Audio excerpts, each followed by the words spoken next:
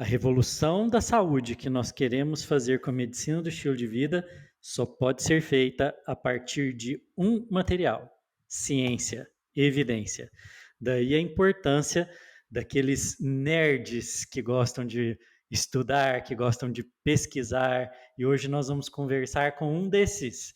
Vamos conversar com Bruno Smirmal, que é nutricionista, educador físico, uma das pessoas aí que iniciou na medicina do estilo de vida no Brasil desde o comecinho, e nós vamos conhecer a história dele, empolgadíssimo com a medicina do estilo de vida, mas trazendo essa pegada da ciência e como levar a ciência para a prática. Vamos lá hackear a medicina do estilo de vida aqui no MEV podcast mais MEV do Brasil.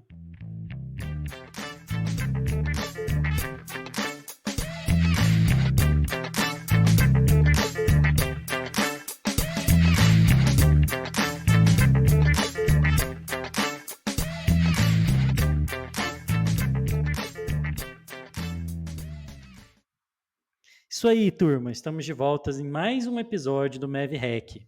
E a nossa ideia no MEV Hack é sempre trazer conhecimento e trazer histórias da medicina do estilo de vida no Brasil e no mundo que possam te inspirar a entrar nessa revolução da saúde que todos nós queremos fazer e ver. E hoje recebo aqui um convidado especial que, como eu, adora ciência, adora pesquisa. A gente pode dizer que ele é um nerd também. Estou nessa turma, que é o Bruno Smirmal. Bruno, seja bem-vindo. Luiz, muito obrigado pelo convite. É um prazer imenso, uma honra estar aqui com você hoje. Acompanho muito o trabalho seu, o trabalho de vocês na MEV Brasil, os episódios do MEV Hack. Então, vai ser muito bacana estar aqui com você hoje, a gente trocar um pouquinho as nossas experiências e umas figurinhas. A nossa ideia aqui com o Bruno hoje é contar um pouco da história dele, como foi a formação, a carreira, como que ele conheceu a medicina do estilo de vida e falar aí de temas que sejam interessantes, principalmente esse tema da curadoria, da importância da atualização científica e contar um pouquinho do projeto que o Mirmo que o Bruno está desenvolvendo agora, que é o MEV University. Então vamos lá. Bruno, como que você caiu na medicina do estilo de vida? Você me contou antes da gente começar a gravar Sim. que você fez educação física na Unicamp, fez sua trajetória aí, né? Começou na ciência, iniciação científica, fez doutorado na Unesp. Então conta um pouquinho aí e como foi que você despencou ou a medicina do estilo de vida despencou na sua frente. Maravilha, Luiz. É, bom, a minha história, né, entrando aí na medicina estilo de vida, é curioso quando a gente olha para trás, às vezes a gente consegue fazer uma história assim mais bonita, parece que tudo deu certo para chegar até aquele momento, né, tudo se encaixou, Tudo mas acho que só, até como tudo só faz sentido quando olha pelo quando retrovisor, olha né? para o Quando a gente está olhando retrovisor. pelo para-brisa, parece uma bagunça. Assim como o Lucas falou até no último Mav Hack, foi bem interessante. Não é assim, não é super romântica a história, mas quando a gente olha para o retrovisor, ela se encaixa de um jeito mais até que bonito, né? A gente vê como as coisas foram levando até hoje. Mas apesar desses diversos assim, obstáculos e mudanças para o meio do caminho, um fio condutor que acho que ao longo da minha carreira até o momento ela está sempre presente ali é a questão da ciência. É a questão da pesquisa, da ciência, do conhecimento científico, né, das evidências, que é o que, assim, o que eu mais gosto de fazer, né, que posso falar que é a minha paixão, é, que é o conhecimento científico, e principalmente isso de divulgar, disseminar, fazer o que a gente fala da translação da ciência, né, tentar levar isso de uma forma mais acessível. Então isso teve sempre presente em tudo que eu fiz ao longo aí da minha carreira, né? Eu, como você comentou, eu fiz educação física lá na Unicamp e eu entrei assim bem perdido. Eu queria fazer educação física, mas eu não tinha ideia o que eu ia fazer depois disso, né? Depois de fazer educação física. No primeiro ano eu estava ali super perdido, sofrendo para passar nas aulas de anatomia, tudo sem estudar muito. E aí, logo no segundo ano, eu entrei no laboratório de pesquisa. E aí foi onde eu me encontrei. Resumindo, né, eu me encontrei ali na pesquisa, na ciência, virei um nerd de estudar muito e querer tirar só 9, 10 nas todas as disciplinas, e não parei mais. Então, né, fiz iniciação científica, fiz estágio de pesquisa no exterior, fui para o mestrado, fui para o doutorado, e aí no doutorado eu voltei, eu estava na Unicamp, né, voltei aqui para Rio Claro, sou de Rio Claro, voltei aqui para Rio Claro para fazer o meu doutorado, e no doutorado eu tive muitas experiências interessantes, que lógico, hoje talvez acenderam essa fagulha da medicina e estilo de vida, na época, né, não via, nem sabia que existia medicina e estilo de vida. Lá em 2013, na verdade, a gente desenvolvia, né, programa de atividade física para terceira idade dentro da Unesp, e também nos postos de saúde, nas unidades básicas de saúde. Então era bem legal, a gente falava no finalzinho da aula uma coisinha outra sobre alimentação, a gente via a questão das conexões sociais ali sendo algo muito importante para os grupos, né? Algo que mantia a sustentabilidade, a aderência ali à prática.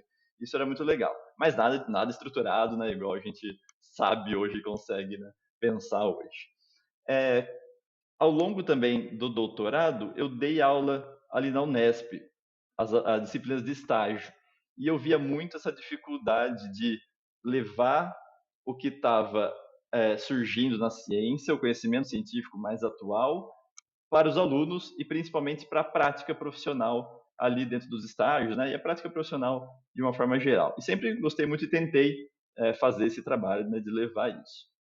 Logo quando eu terminei meu doutorado, eu lancei até um projeto, lá em 2016, 17, que era o Educação Física baseada em evidências. Inclusive um projeto assim muito parecido agora com o MEV Universe, né, que eu tenho atualmente. Uh, Aí eu terminei o doutorado, comecei a dar aula numa outra faculdade particular, e sempre trabalhando muito com pesquisa, e aí eu comecei a pensar em algumas publicações científicas, um formato um pouquinho diferente. Ao invés de ser mais aquele escrito, aquele artigo tradicional, eu comecei a publicar alguns infográficos. Então, né, de um jeito bem assim, resumido, bem fácil, prático ali para quem está lendo entender, né, as informações. E em uma dessas colaborações para fazer os infográficos, com um pesquisador lá de Chicago, o Ross Arina, ele trouxe uma ideia de tema e que ele chamava de Healthy Living Medicine, que se fosse traduzir, né, seria aí um medicina do viver saudável, que tinha alguns elementos, então, né, era não só atividade física, mas tinha também alimentação e tinha alguns outros elementos de estilo de vida nesses conceitos que ele trouxe. E aí a Que já gente publicou trazia algo de isso. uma medição do estilo de vida ali na ideia dele. Sim, sim. Até muito trazendo um pouquinho do Life Simple Seven, da Associação Americana do Coração, que já existia. Então, né, e aí eu vi aquilo e gostei muito, porque eu só pensava, né, só estudava, só atuava, só estava na área de educação física. E comecei a ver a importância dos outros, hoje, né, a gente chama de pilares, a importância desses outros elementos de estilo de vida, quanto que isso contribuía ainda mais. Comecei a encaixar as peças ali, né, e adorei a ideia de ampliar, não só mais olhar só para atividade física, só para o exercício. E entrei de cabeça ali naqueles estudos, naqueles trabalhos, né? Comecei a ler um monte de coisa sobre isso. E alguns dos trabalhos que eu comecei a ler e que eu gostei muito foi justamente do Gary Yeager, É, que você que conhece bem também, né? isso foi por onde eu comecei a minha jornada na medicina do estilo de vida. Então ele é um marco aí, porque ele tem os livros dele, né? O livro texto de medição do estilo de vida, e foi por ali que eu fiz minha iniciação na MEV, vamos dizer.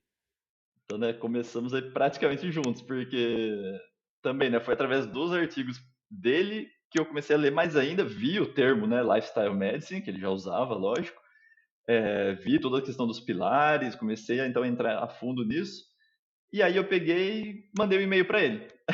Eu peguei e mandei um e-mail para ele me apresentando, falando que eu estava muito interessado naquele tema, compartilhei alguns dos trabalhos que eu tinha publicado, né, mas para conhecer mesmo, né, para me apresentar, para me envolver um pouco mais com a área. E daí ele respondeu assim, ele falou, ah, que bacana, né? A gente precisa de mais gente da área da atividade física, do exercício mesmo, na medicina do estilo de vida, não é uma que a gente tem tanto ainda. Então, né, achei super legal isso, né? Já pensando, né, uma coisa inovadora, né? E aí ele falou no e-mail, como você deve saber, o Brasil acabou de, né, iniciar e começar com uma sociedade de medicina do estilo de vida. Ela está ativa agora. eu vi isso no e-mail e pensei, né? Nossa, não sabia, né? O que, que é isso? E imediatamente já fui pesquisar o que, que era isso. E aí eu descobri, então, né, que o CBMEV tinha acabado de iniciar, lá em 2018. Eu, pesquisando assim, eu mandei um e-mail para o CBMEV e eu não sei por que, aonde, mas eu encontrei o e-mail da Slay. A Slay foi a nossa, né, a segunda presidente aí do Colégio Brasileiro, né? Então, eu encontrei o e-mail da Slay, mandei o e-mail para o CBMEV para a Slay, e a Slay me respondeu, falando, que bacana, você gosta dessa área, já tem até publicações nessa área, a gente vai ter o nosso congresso agora, semana que vem. Era no final de semana, no próximo final de semana, o primeiro congresso brasileiro de medicina e estilo de vida. Aí passou uma semana, no outro final de semana, eu já fui para São Paulo para participar do primeiro congresso. Inclusive, foi lá que eu conheci o Luiz, que o Luiz deu uma palestra maravilhosa sobre estresse, com toda a didática dele, que foi muito, muito bacana. E, e lá no congresso que eu daí comecei, né, conhecer todo mundo, lógico, conheci o Renato Baena, Slay, o Lucas, o Rodrigo, o Roberto de Almeida, Gabriel Rosinha e todo mundo lá, né, que iniciou ali a MEF. E me apaixonei pelo tema, né? E me apaixonei pelo tema e falei, é por aqui que eu quero seguir, é nessa linha que eu quero seguir. Aquele congresso, ele teve, o primeiro congresso, ele teve vamos dizer, usar esse termo, né, uma energia, um espírito muito legal, né? Muita gente ali teve essa mesma, dizer assim, esse mesmo evento que você teve, né? Assim, é com isso que eu quero fazer, né? Uhum. Foi por conta desse congresso que a gente decidiu criar a MEV Brasil também. Foi ali Sim, olha que que eu bacana. conversei com a Mariana e falei, nossa, é isso aqui que eu quero fazer, é isso aqui que eu quero ensinar, Uhum. né? Eu acho que foi um evento marcante, né? O espírito que a gente via ali era um espírito das pessoas encontrando algo que fazia Uhum. muito sentido, que trazia ciência, mas que trazia também uma recuperação daquilo que a gente desejava de fazer na saúde, né? Acho que aquilo era uma voz comum no evento. Nossa, é isso aqui que eu quero fazer, é isso aqui que eu sempre quis, né? E eu acho que isso foi bem marcante ali naquele começo. Tudo que a E aí gente. depois Sim, do sim. congresso, você decidiu começar a fazer o quê, Bruno? Uhum. Que foi a sua É, escolha de trajetória depois disso? sim. Sim, aí, quando eu estava ali no congresso, né, e até um pouquinho antes, né, lendo os trabalhos, imagino, né, que você deve ter sentido isso também. Eu que só pesquisava, só estudava, só estava ali na área da atividade física, da educação física, tantas outras áreas para estudar, para ler sobre, para agregar o quanto, né, motivado ali a gente ficou, né? Aí logo depois do congresso, então, continuei nas minhas pesquisas, estudos, pensando em publicações ali sobre isso, trabalhando um pouco nisso. E logo, então foi em novembro de 2018 o primeiro congresso. Logo em 2019, já comecei, na verdade, a planejar, e logo em 2019 eu iniciei um trabalho que eu me denominava personal do estilo de vida. Então, que no fundo, né, lógico, nada mais era do que um personal trainer tradicional, normal, ia lá, né, dava as aulas para as pessoas, lógico, trabalhava tanto individual como pequenos grupos, mas a diferença é que eu já estava tentando colocar ali os elementos da medicina e estilo de vida no meu trabalho. Não só no nome, né, no personal de estilo de vida, mas eu avaliava. Então, primeiro encontro ali já, né, os primeiros encontros, eu estruturei no Excel mesmo, né, todo assim umas perguntas, todo usando questionários, tentando já utilizar como, né, essa questão forte da ciência que eu sempre tive, já trazendo alguns questionários mais validados, mais interessantes aí para avaliar os pilares. Então eu avaliava os pilares dos alunos e apesar de ser um personal trainer normal, focando ali no exercício, na atividade física, eu conversava um pouquinho sobre os outros temas, né? Da importância de uma alimentação mais saudável, da importância do sono, uma coisa que sabia só por ouvir falar, mas nunca realmente tinha estudado o impacto, o super impacto do sono, né? A questão do estresse. No finalzinho das aulas, por exemplo, do personal, sempre colocava ali uns 5, 10 minutos de um relaxamento barra uma meditação para os alunos, já, né, vendo assim, a importância disso e curiosamente todos praticamente gostavam muito desse momento final de dar essa relaxada, de fazer uma reflexão ali. Você decidiu a partir daí colocar em ação, já levar para a prática aquilo que você estava aprendendo. Sim, já foi direto, né? Sempre estudando bastante, lógico, eu sempre gostei, né? Sim. É Mas porque já a gente, tentei a colocar em gente prática, vê, sem saber muito, né? é porque a gente vê isso muito, né, discutindo assim com os alunos na MEV Brasil, que existe às vezes um certo medo de começar, sabe, Bruno? Ainda mais com uma coisa nova como medição do estilo de vida.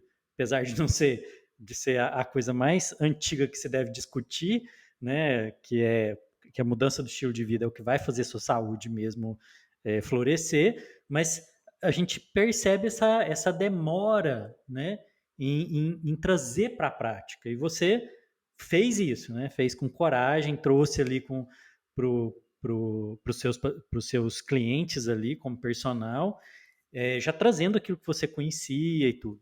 Eu acho que isso traz essa marca sua do translacional, né? Que a gente fala muito aqui na MF Brasil da ciência para a solução, né? A gente tem que ir da ciência para a solução. Você, então, tem essa marca e percebe que isso é importante estimular essa coisa translacional, essa atitude de trazer a ciência para a prática o mais precoce possível.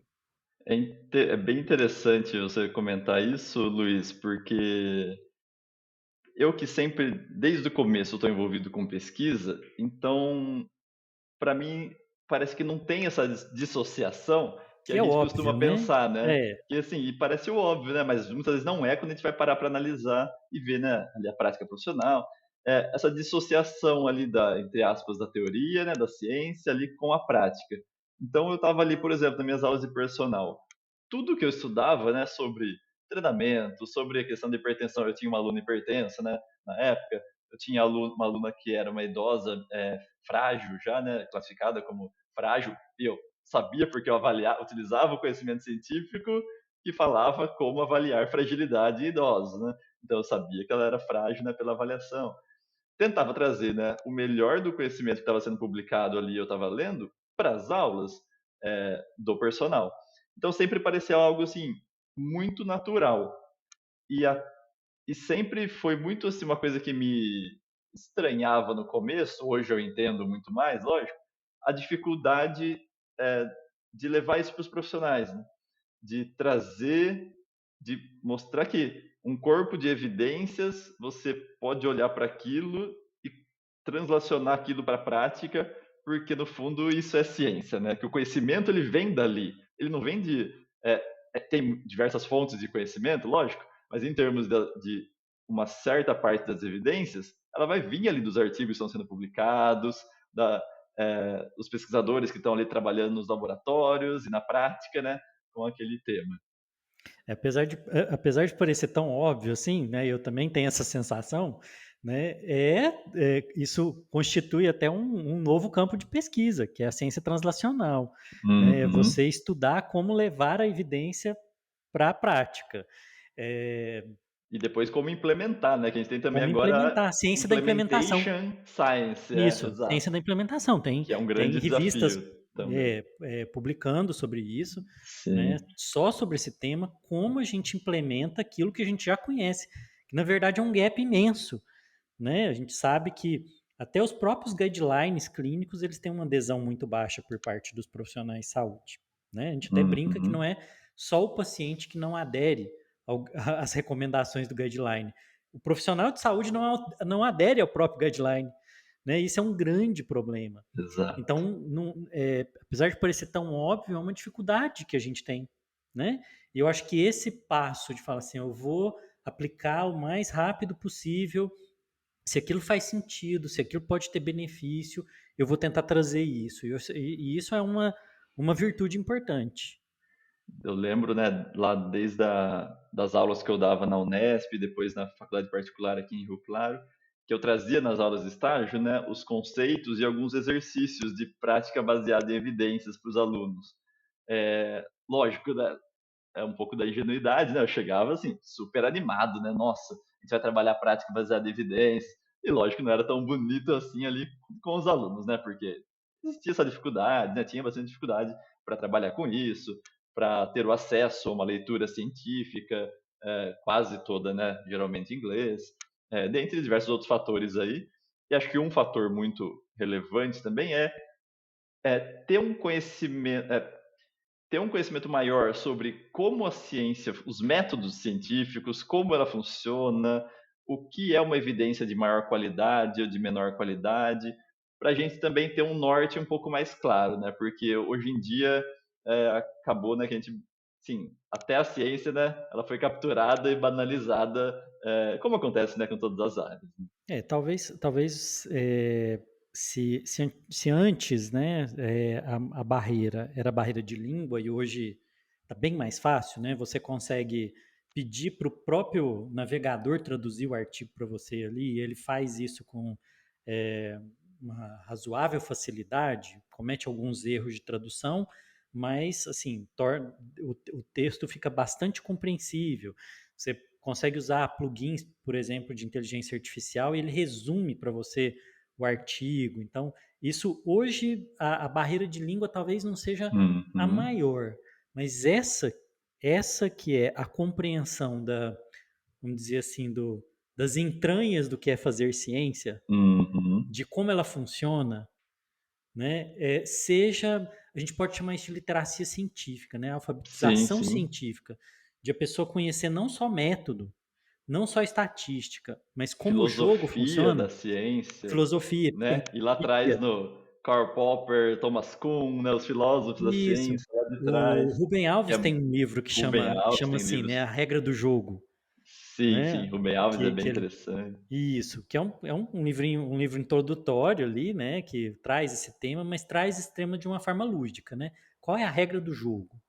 E aí depois tem todos esses autores que vão trazer questões epistemológicas, éticas, Uhum. metodológicas e tudo isso que se a gente não conhece, a gente trata o próprio conhecimento científico do jeito inadequado, De né? uma forma Eu diferente. gosto de Sim. brincar que ciência não é o que a gente faz no laboratório, não é o que a gente faz, é o diálogo que acontece depois que eu publico, né? A Uhum. briga que acontece depois que eu Sim. publico é que é a verdadeira atividade científica.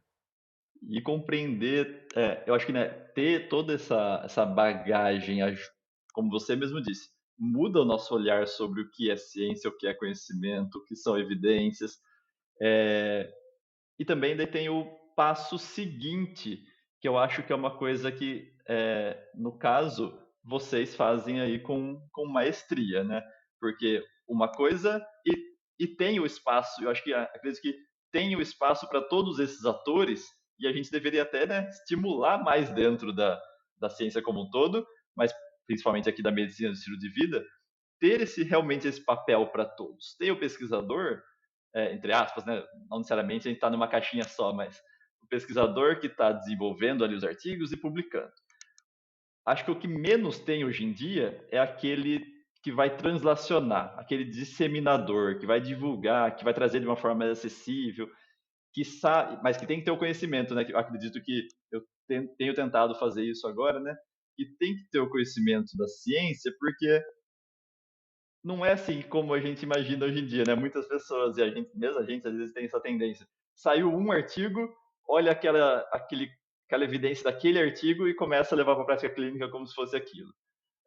Para a gente chegar numa coisa que a gente vai levar para a prática clínica, a gente vai olhar para o corpo de evidências, né? Diferentes tipos de estudo, diferentes implicações, aí, analisando todo esse corpo sobre aquele assunto, aí a gente começa a translacionar. Né? Algumas pessoas elas tratam, né, a publicação e eu falo que nisso existe uma falta até de ética epistemológica, que a pessoa falta com a ética mesmo, relacionada ao conhecimento, quando ela pega um artigo e diz, isso aqui é uma evidência, isso aqui eu tenho que usar. Não é assim que funciona. Existe um diálogo mundial em cada campo de conhecimento, em Uhum. que você precisa conhecer o campo, quais são os temas, quais são as visões, as diferentes correntes, para você pegar aquilo e conseguir ler aquilo dentro desse campo. É, pegando aí o Thomas Kuhn, né, a ideia da filosofia da ciência, eu preciso entender os paradigmas Uhum. e ler aquele artigo dentro dos paradigmas que a ciência normal daquela área está dizendo, porque senão eu cometo atrocidades ali, né, Com do ponto de certeza. vista científico. Até essa ideia do paradigma, acho que para a medicina do estilo de vida é bem bacana, né? Por ter uma predominância quase, né, de profissionais da medicina que tem todo o seu próprio paradigma ali mais, do que eu digo, né, mais da profissão mesmo, da cultura, os seus paradigmas dentro da profissão. A medicina do estilo de vida ela vem para dar uma balançada nesse paradigma, né? E no começo, como toda a revolução científica que o Thomas Kuhn trazia, né?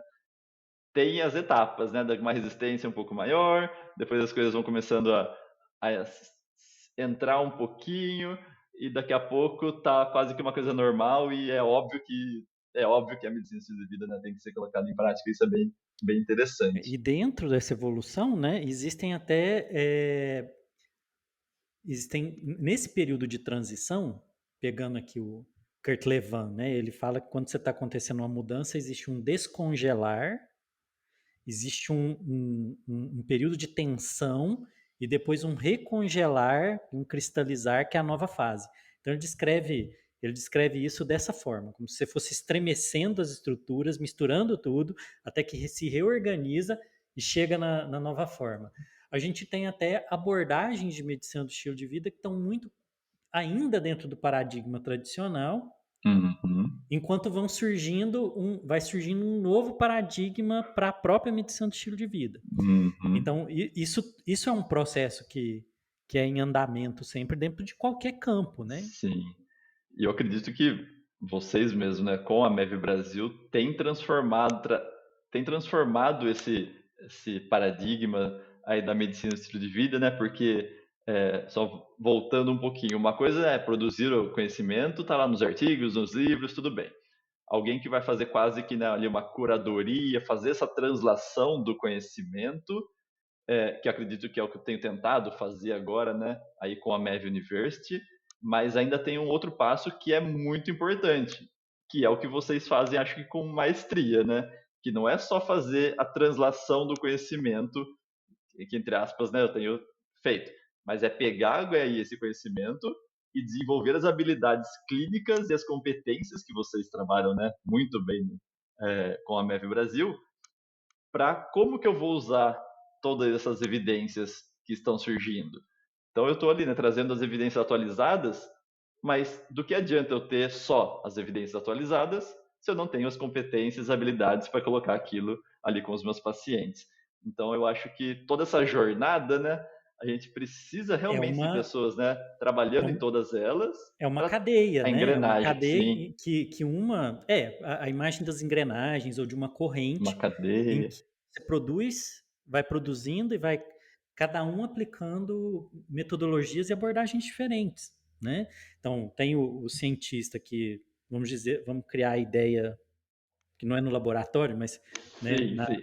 no laboratório no sentido do criar, né, que ele vai criar a evidência ali, vai criar o conhecimento bruto, existe a habilidade, a competência específica de trazer isso para entender como isso age e impacta a prática, e vem esse outro ponto que é como você pega isso que impacta a prática e desenvolve métodos para treinar as pessoas, né?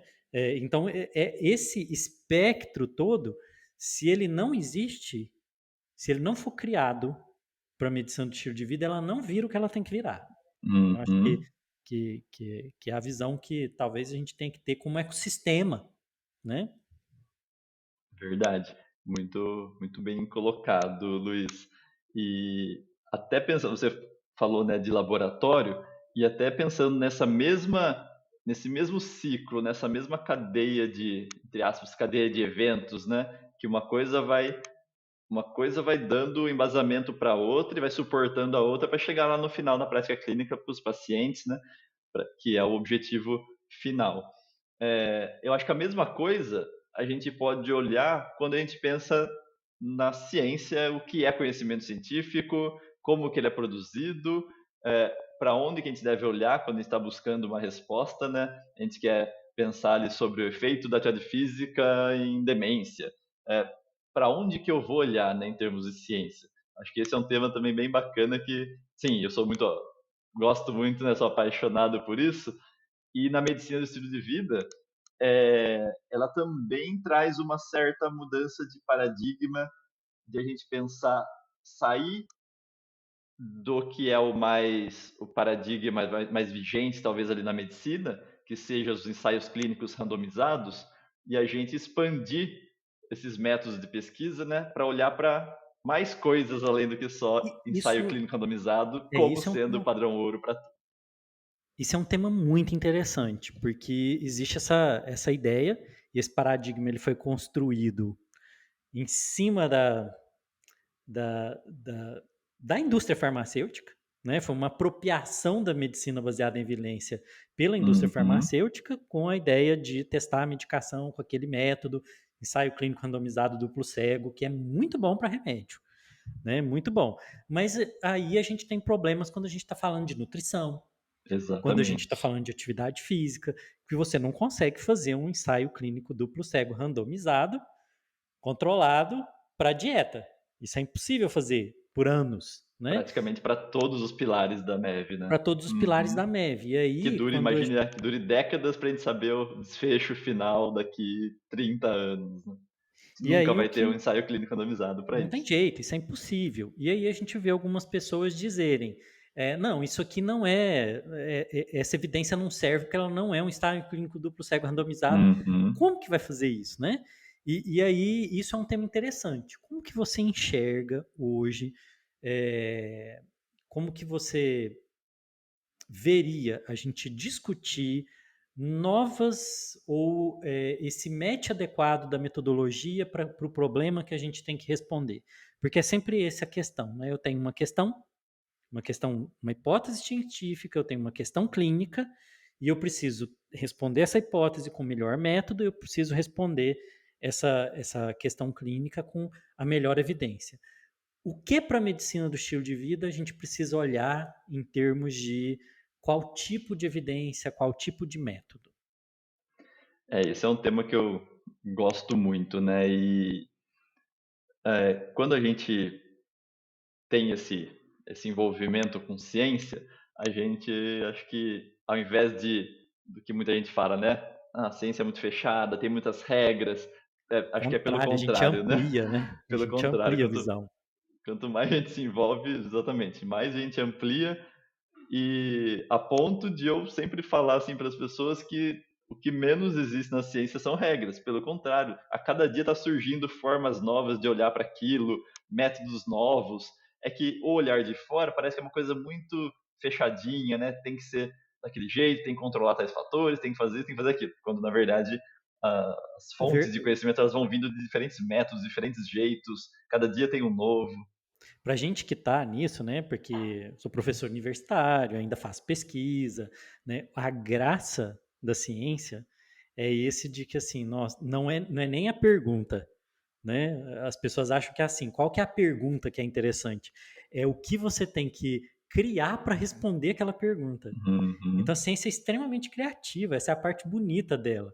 É o que método que eu vou desenvolver agora para chegar nessa resposta, né? Verdade. E então pensando assim na sua pergunta original ali, eu penso muito o conhecimento que a gente quer no final obter para levar ali para a prática clínica, né, para realmente atuar, usar as competências, tudo que a gente aprendeu ali com vocês, levar ali para os pacientes, como um quebra-cabeça, né, que tem muitas peças. Então nós temos um quebra-cabeça com muitas peças e diferentes métodos de pesquisa, diferentes naturezas de pesquisas.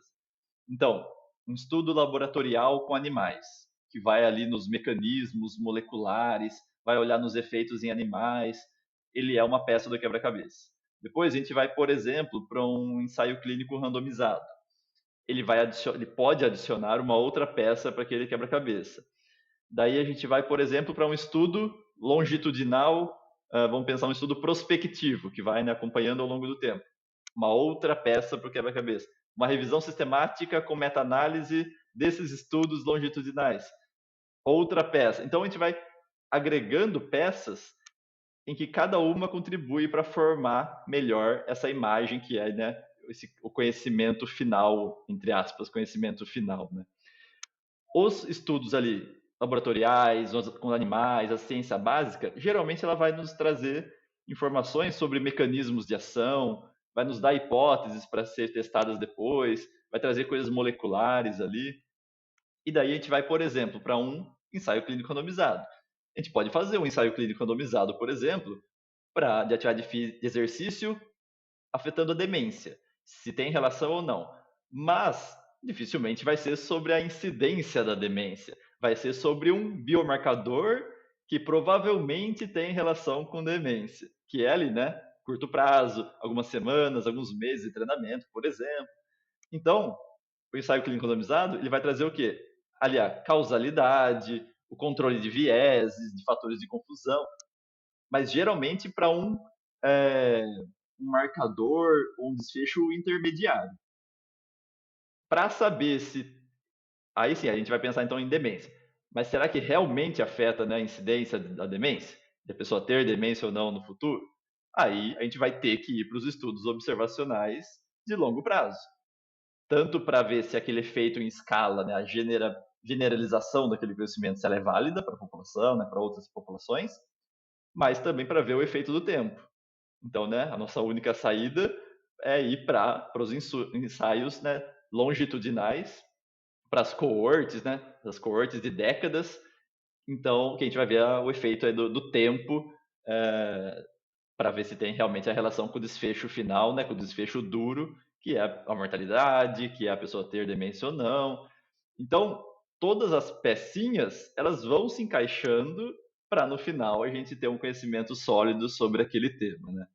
E uma recomendação até, né, aí para os ouvintes, para quem está assistindo a gente, é o artigo do David Katz, de 2019, que é o de hierarquias de evidências aplicada para a medicina do estilo de vida, que ele traz um, um paradigma de como olhar para as evidências pensando na medicina do estilo de vida, de uma forma mais adequada para a medicina do estilo de vida, justamente considerando esses fatores, né, que a gente conversou aqui, que o ensaio clínico randomizado nunca vai existir, provavelmente, é impossível, tem muitas limitações. É ao contrário do que, né, o ensaio clínico randomizado, ele é muito limitado para estudar determinados temas, porque É, ele não vai ser longo, ele não vai ser na população grande e diversos outros fatores. e ele responde uma pergunta específica para uma população específica, numa condição clínica específica, e que as pessoas que exigem isso em algumas dimensões da medição do estilo de vida, elas estão esquecendo, né? Que você cria uma situação completamente artificial, né? Sim. Para poder estudar um aspecto, ou poucos, porque senão você não tem o controle adequado para poder concluir. Né? Por exemplo, né, acabou de sair um artigo na JAMA Open Network, que eu inclusive estou analisando ela para o MEV University, do efeito de uma alimentação onívora saudável comparado com uma vegana saudável Saudável. em gêmeos idênticos. O ensaio clínico randomizado com gêmeos idênticos, em cada um dos gêmeos, né, foi para um grupo randomizado, ou seja, praticamente eliminou ali, né, toda a questão de genética e boa parte dos fatores ambientais de confusão que poderia ter, e analisaram. Só que até nesse a gente vê tudo isso que você está falando, porque nas primeiras 4 semanas, os pesquisadores que deram toda a alimentação para eles. Então foi certinho, bonitinho. Teve uma coisa muito legal desse estudo, que foi que nas outras 4 semanas, os participantes tinham que continuar a vida eles mesmos, eles fazendo aquela alimentação. Mas a gente sabe, né? E se isso for ao longo de 1 ano, 2 anos, será que eles vão realmente conseguir manter aquilo, né? Que eles fizeram por 4 semanas? Então, né? A gente vê, apesar de ser um estudo super bacana, olha as limitações ali, né? Para a gente levar isso depois para nossa prática, né? E para, né, Para a sair vida falando, real, né? assumindo determinadas coisas, né? E aí que às vezes, como eu trabalho em pesquisa muito com modelo animal, né? os questionamentos que as pessoas faziam assim, nossa, por que você está estudando antidepressivo em Drosófila? Eu brincava, porque você é 75% parecido com essa mosca, né? A sua genética é 75% parecida com ela. Porque você pode juntar peças importantes a partir de um modelo. Então, você não consegue fazer com um ser humano, mas faz com um modelo. E aí você vai concluindo coisas, e é esse conjunto, como você disse, esse quebra-cabeça, que a comunidade científica, e é aí que é importante, a comunidade científica dialogando, traduz isso, conversa sobre isso, tira consenso sobre isso e tem uma voz, né, tem vozes dentro da ciência dizendo sobre qual a utilidade ou não desse conhecimento. Eu até Uhum. brinco com os meus alunos muito uma coisa: não leiam só os estudos, os artigos originais, leiam os comentários, os editoriais das revistas, Sim, porque ali no fim tem vamos dizer assim, a voz da comunidade científica refletindo sobre o que foi publicado. eles agregam muito, né? E E aí, quando a gente Bruno, vai. Não, desculpa, pode falar, quero falar. Eu ia comentar, né? Isso da. Tem. Eu acho que a gente tem o alerta e o tomar cuidado com os dois lados quando a gente olha para o conhecimento científico, que eu vejo muitos até profissionais, né, hoje nas redes sociais, lógico, sai um trabalho que investigou algo em animais, uma coisa molecular, com determinada enzima, com determinada é, molécula lá, e aí sai falando, por exemplo, que daquela intervenção, porque afetou naquele estudo determinada enzima, vai ter efeito final em um desfecho que nem foi estudado, né? Que não tem nada a ver com aquela enzima na vida real depois, né? Que não é porque aquela enzima se alterou, aquele hormônio se alterou, que vai ter um efeito final, porque não temos evidências para isso. E o contrário também, quando alguma intervenção que propõe alguma coisa, mas que não tem evidências ainda, e quando a gente vai olhar para trás, não tem o um mínimo de plausibilidade biológica para aquilo acontecer, não tem o um mínimo de critérios ali de uma possível causalidade para aquilo acontecer, e que daí, né, é levado para a prática clínica. Lógico que existem, sim, 1 milhão de detalhes que a gente poderia discutir, mas só para trazer, né, esses dois extremos dos estudos aí. da importância dentro da ciência de você ter camadas que você adiciona, e isso pode ser feito através de olhar o problema em vários estudos, com várias metodologias no ser humano, na população, no modelo animal, no in vitro, ou à medida em que esses métodos vão sendo possíveis, a visão por exemplo, da biologia de sistemas, em que você vai olhando tudo ao mesmo tempo, quando possível. Né? Você vê fatores epigenéticos, genéticos, populacionais, tudo dentro. São metodologias caras, difíceis, né? Mas que quando aplicadas, e agora com inteligência artificial e tudo, você começa a ter, a ter complexidade suficiente para concluir um pouco mais de como essas camadas interagem umas com as outras. Né? Uhum. E Luiz, até quebrando um pouquinho do protocolo, se eu puder fazer até uma pergunta para você, Vai, pode você ir. que você é mais uma conversa, né, do que você que Não está, né, temos aí com protocolo aqui. sim, perfeito. Vocês, né, que estão ali com o MEV Brasil, né, com desenvolvendo as habilidades clínicas, as competências, bem na prática ali com os profissionais. Quando você para e olha para essa questão, então, das evidências, da ciência que esses profissionais estão conseguindo colocar ali, o que você mais vê assim de dificuldade ou se isso está melhorando por até imagina, né, porque por vocês trazerem e muito também na questão das evidências por trás da ciência da mudança do comportamento, se é mais fácil porque eles já sabem que com vocês vai ter também evidências, né, muito fortes, e até assim, qual dos pilares você acha que precisa ainda de um desenvolvimento maior, com mais embasamento, com mais ciência? A questão que eu vejo com mais dificuldade é a alfabetização científica, é a literacia, é a forma como as pessoas lidam com a evidência. A compreensão, eu vou te dar um exemplo. né, que eu sempre discuto. Na medicina do estilo de vida, como a gente vai discutir muito ciência da mudança, com a parte comportamental, né, porque isso é fundamental para a aplicação, às vezes os alunos trazem, por exemplo, uma ideia muito cristalizada e muito inflexível, por exemplo, sobre o modelo transteórico. É um tema que eu estudo muito, adoro estudar esse tema, li quase todos os artigos do Prochaska, os livros dele, então tem anos que eu estou estudando isso. E os alunos, por exemplo, têm uma dificuldade muito grande de compreender o que é o papel de um modelo científico, o que é o papel de uma teoria, de que Uhum. aquilo é um modelo só. Eles têm dificuldade quando eu falo isso, é só um Sim. modelo. Você não consegue encaixar o paciente dentro daquilo. O modelo ele é parcial, ele é uma explicação parcial sobre um fenômeno. E essa dificuldade ela é muito grande pela falta de alfabetização científica, aquilo que a gente estava falando lá atrás.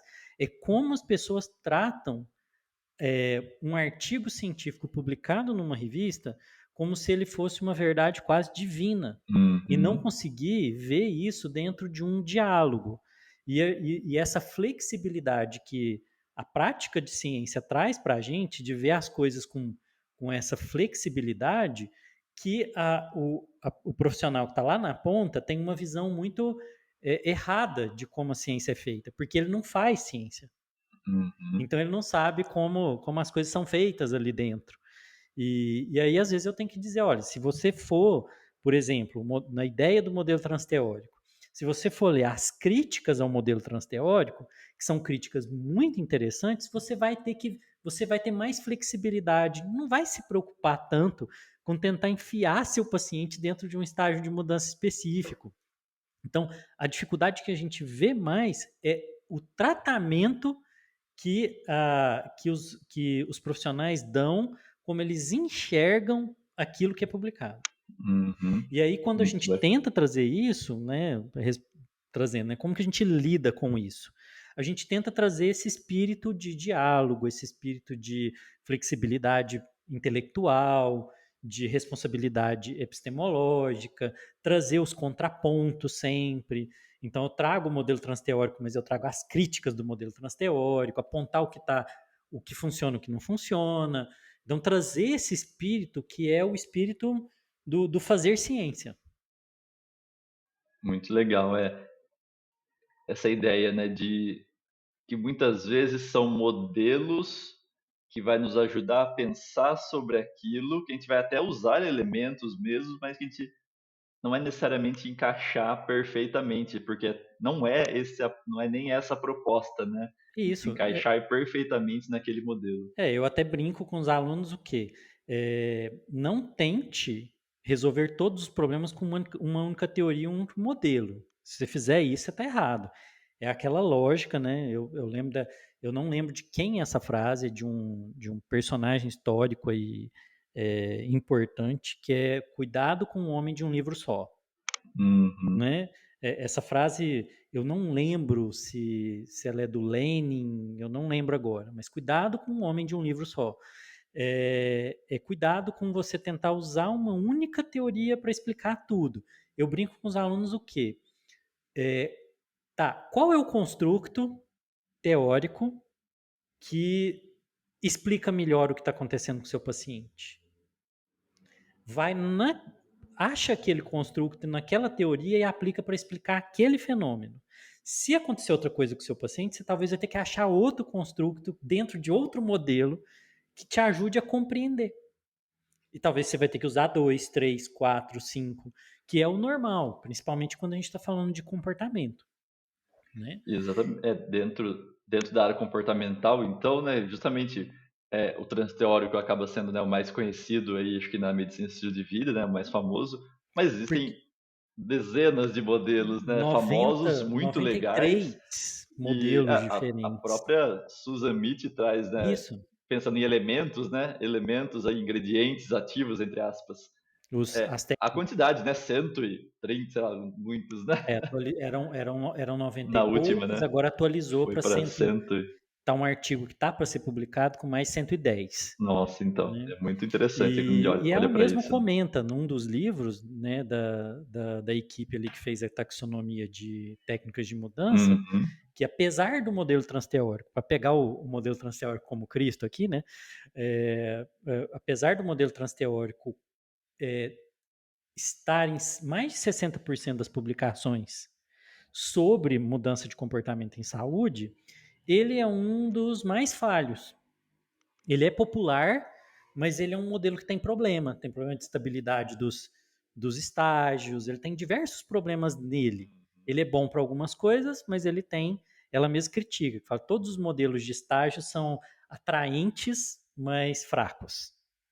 Então, respondendo, né, a pergunta, eu acho que o problema principal que a gente tem não é nem a questão do acesso à evidência, mas é da alfabetização científica. uhum, O problema é mais de base, é das pessoas entenderem como a ciência funciona. sim. Eu, E do ponto de pilares, eu não vejo um que especificamente carece. Eu acho que o que uhum, carece é a própria. É, é o próprio paradigma do que é fazer MEV. uhum, sim, Né? É uma questão até teleológica. tá, Para que a MEV serve? ótimo, ótimo, muito bacana, Luiz. Temos, Eu temos coisas para escrever sobre isso, Bruno. temos. Você falou de um homem de um livro só, né? E eu também achei muito legal isso. Eu também pensei em algo mais ou menos assim, né? Eu não sei de onde vem isso, mas fuja de quem tem muitas certezas, né?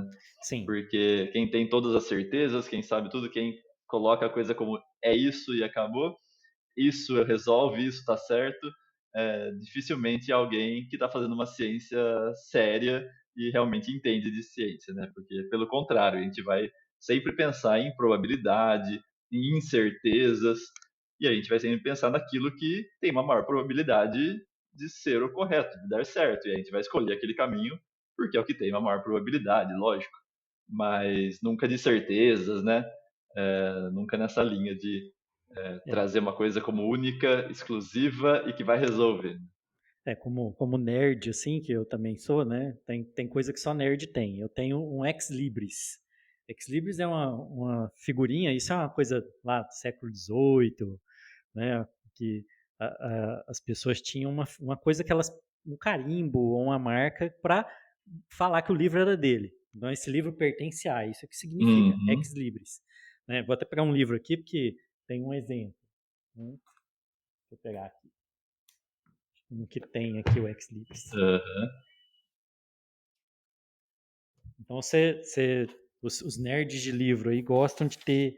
Opa, os que eu trouxe aqui eles não têm. Só para dar um tranquilo. exemplo. Tem não. Nenhum do que está aqui tá com ele. Que o meu, eu coloquei uma frase em latim que traduzindo a dúvida é o começo do conhecimento. Uhum. Então, Olha que sempre ter bonito. dúvida sobre as coisas é o que faz você buscar e buscar e buscar e buscar e ir atrás e você vai descobrindo outras coisas. Né? Não achei aqui ele, mas essa é a frase que eu escolhi para ser o meu ex libris. Coisas de nerd Legal. aqui, mas é Bom com essa, demais. com essa, com essa ideia, né, de que a Sim. gente não pode ter todas as certezas, Uhum. porque Sim, todas as nossas visões são parciais. Luiz, até você comentou uma coisa sobre o modelo transteórico, né, como sendo ali um modelo que vai nos ajudar, mas não que vai ser, né, exatamente daqueles formatos, todas aquelas etapas, aqueles passos. Eu lembrei, né, de uma coisa que eu falo sempre nas minhas aulas lá do Einstein, na pós-graduação. Eu uso as metas SMART para dar um exemplo específico lá sobre atividade física, né? De como combinar ali uma possibilidade do que seria uma meta mais fraca, uma meta mais forte de se construir junto ali com o paciente. Mas, na verdade, o meu foco é mais de falar que eu mostro isso, mais para falar que usar ferramentas, ter ferramentas é muito importante e ajuda muito, pode nos ajudar bastante, né? E é bem bacana. Mas acho que no fundo vai importar muito mais ali o lado da conexão do profissional com o paciente, se o profissional está realmente engajado ali com o paciente, interessado, é, quer que realmente ele melhore, está ali celebrando as conquistas, né, querendo ajudar, do que qualquer ferramenta. Eu acho que o paciente, até não é fugir da ciência isso, porque a gente pode estudar isso também na ciência, né? E inclusive existem estudos com Sim. esses elementos mais humanos, com certeza, né? Sim, Como para todo outro tema. psicoterapia, por exemplo, Uhum, né, os exatamente. estudos que a gente pode olhar outros campos para poder trazer as ideias aqui para dentro da medicina do estilo de vida. Quando a questão, por exemplo, dentro da psicoterapia, o que é o componente que faz efeito na psicoterapia? É a teoria utilizada? O que que é, né? Se Uhum, a terapia cognitivo-comportamental é melhor que uma psicodinâmica, é melhor que uma terapia de aceitação e compromisso, é melhor do que uma gestalt, é o elemento teórico? Não. O que se comprova como elementos principais que trazem efeito na psicoterapia? Um é a percepção do paciente de que aquilo vai ajudar ele. Segundo, a relação com o terapeuta. uhum. Então, de Olha outra que área, a gente interessante. vê. E aí, por quê?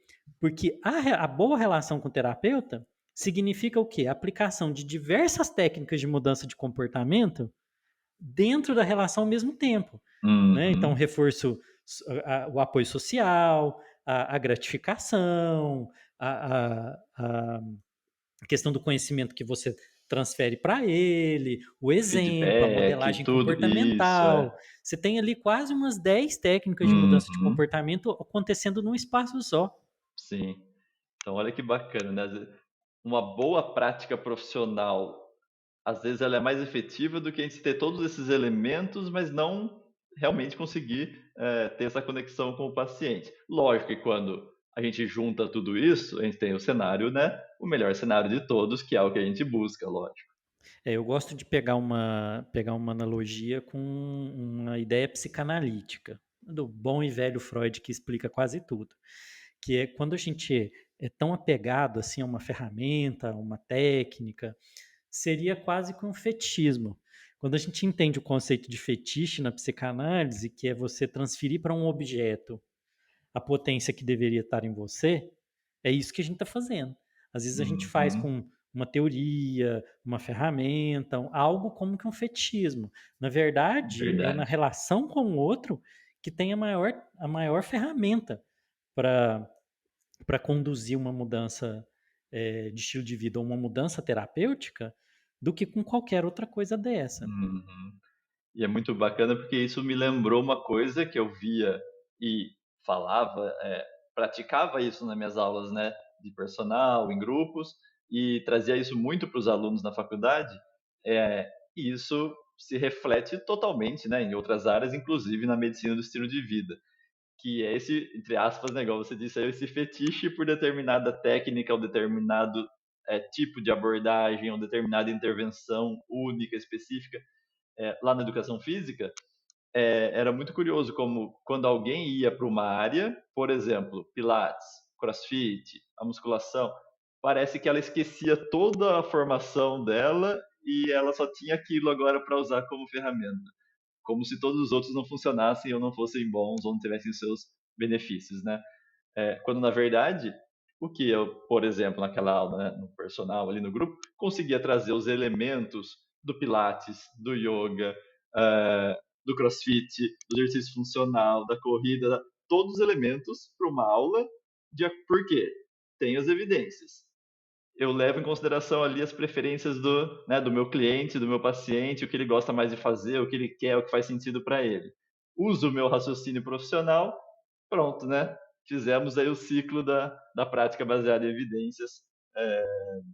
Acredito, né, que da melhor forma possível. E isso, para a medicina do estilo de vida, é a mesma coisa, né? Só que com outros elementos aí de pessoas, né, que têm o fetiche por determinado pilar ou por determinada intervenção específica, determinada abordagem, determinado modelo. quando a gente poderia integrar coisas boas de diversos outros, né? Que é a ampliação de repertório, e não a diminuição de repertório. Porque ao fazer isso, né, quando a gente é, apaixona por uma única técnica, uma única visão, a gente está caindo naquilo que talvez seja o grande pecado da nossa época, né, que é o estreitamento e a polarização. Né? Você acaba Uhum, caindo nisso, você acaba não tendo uma flexibilidade intelectual suficiente para abordar um problema que é complexo, como é a vida, como é o estilo de vida uhum, das pessoas, que tem essas relações com sociedade, cultura, política, né? Que não é uma escolha simples a forma como eu escolho viver. Tem muito mais coisa por trás do que me faz escolher ter aquele estilo de vida. Então, se eu reduzo o meu repertório, eu estou tendo, na verdade, menos instrumentos para poder ajudar aquele paciente. uhum. E é lógico que é super compreensível que isso aconteça, né, por um lado, porque nós temos também as nossas preferências pessoais, né? Então vamos supor que eu aqui eu faço corrida, né? Eu gosto muito de corrida, por exemplo. Então vou falar sempre isso, né, para o meu cliente, para o meu paciente sobre corrida. Eu tenho muito mais repertório sobre corrida, eu tenho mais experiência sobre corrida. É compreensível que eu, né, tenho essa certa tendência. Mas quando a gente para e reflete um pouquinho que o cuidado vai ser centrado no paciente, assim como eu tenho a minha preferência, o O meu paciente paciente tem a tem as dele. suas preferências. Então, né, é o nosso dever ali, né, ampliar ao invés de reduzir, como você disse, justamente. Daí que eu volto naquilo, né? Quando a gente entende a regra do jogo da ciência e a gente traz esse tipo de pensamento para fora desse espaço e acaba tendo um comportamento verdadeiramente científico, a gente vai tendo eu sei quais são as minhas preferências, mas eu tenho que ter um olhar com ética epistemológica daquilo que é o bom para o outro, não que ele reproduza o que é bom para mim. Com certeza. E E aí, quando a gente vai Bruno, para. Pode falar. Sim, sim, por favor. é, pensando nisso, né? Pensando nessa importância do trazer o conhecimento, você está desenvolvendo o Mav University, né? Explica para a gente que projeto, como que o projeto funciona, o que você está fazendo, qual que é o espírito dele. Maravilha. Então, lancei agora, né, recentemente, há poucos meses aí, o Mav University, que é um serviço, né, um serviço de curadoria e atualização científica em medicina do estilo de vida. Então, o nosso primeiro produto é o MEV Update, então, que é uma assinatura. Então, nós temos, né, os planos de assinatura, uma assinatura mensal, em que quem assina vai receber, né, 4 artigos analisados por mês. Então, é basicamente, né, um por semana. Um artigo novo que acabou de sair, já feito uma curadoria em termos, né, de selecionar um artigo de qualidade, que seja interessante, né, para a medicina do estilo de vida, que tenha qualidade. Então a gente analisa esse artigo com um vídeo, então através de um vídeo bem curto, cerca de 3 minutos, para ficar bem acessível. Então tudo que o artigo trouxe, além de disponibilizar o artigo para o profissional, sempre que ele estiver disponível, né, gratuitamente, de forma pública, que a revista deixar esse acesso, né, além dos slides resumidos, então, dessa apresentação. Então, diferentes formatos para todos os gostos, né? Quem quer ver só mais o resumido, olha nos slides ali mais rapidinho.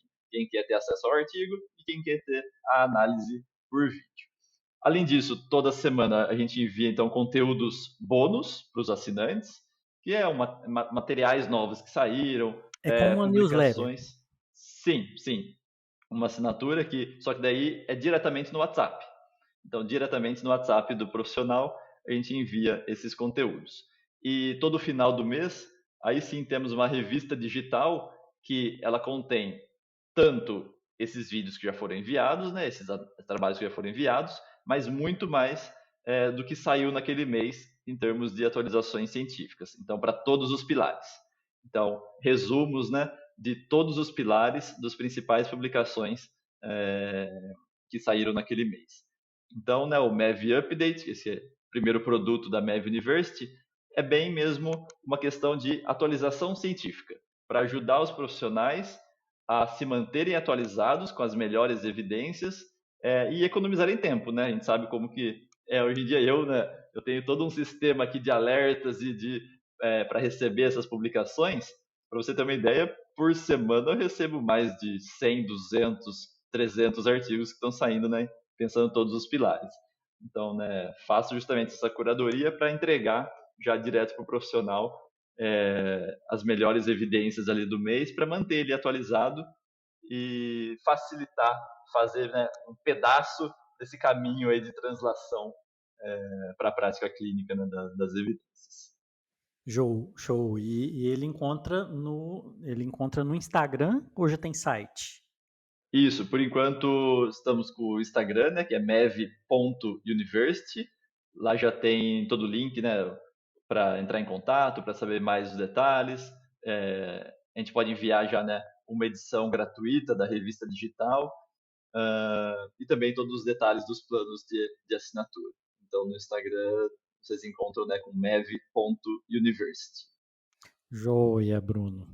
Bruno, queria te agradecer muito, foi uma conversa excepcional, né? Muito legal a gente trazer esses temas, né? De como a gente tem que enxergar o tratamento com o conhecimento, com as evidências e a importância de levar isso para a prática do jeito certo, né? Isso torna a prática na medicina do estilo de vida mais sólida, né? Mais segura. A gente está dizendo aqui de algo que tem evidência mesmo, que ninguém tenha dúvida disso, né? Queria te agradecer Eu, muito por ter aceito o convite. eu que agradeço, Luiz, mais uma vez pelo seu convite. Foi uma honra e foi um prazer participar aqui do MEVREC e sou fã, né, do trabalho de vocês que vocês têm desenvolvido aí nos últimos anos. Então foi muito bom mesmo. Muito obrigado. Isso aí, pessoal. E esse foi mais um episódio do nosso podcast mais MEV do Brasil, o MEV Hack. Até o próximo!